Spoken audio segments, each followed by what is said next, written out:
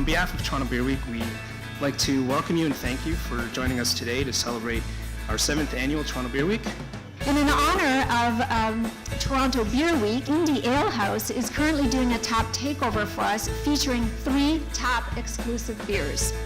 It's the first time Indie Ale House has ever sold their beer at the LCBO, and we're excited to be able to offer their limited edition Interloper to our customers, which is the official beer of this week.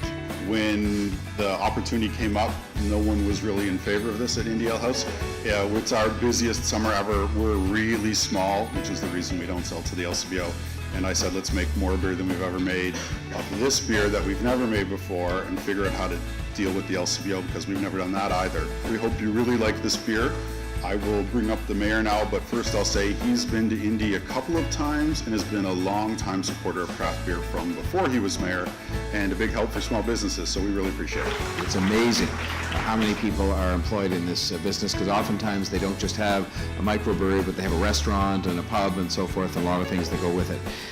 They have contributed immensely to tourism and to having fun in the city. And now on with going back there and pouring a beer and sampling the product, because it is a Friday afternoon, and this only happens once a year for me. So thank you very much, and congrats to everybody involved. What we have here is our Interloper from Autumn Farmhouse Ale.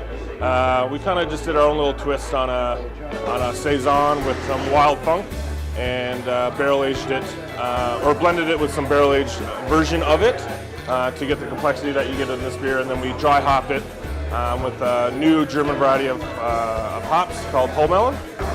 Well, I like a beer with a bit of a bite to it, and a lot of the craft beers, especially the IPAs, have a bit of a bite to it, so I thought it was outstanding, and I think a lot of people are going to enjoy it. The Interloper as the brew, as it were, for Toronto Beer Week, and I'm glad that they put it together.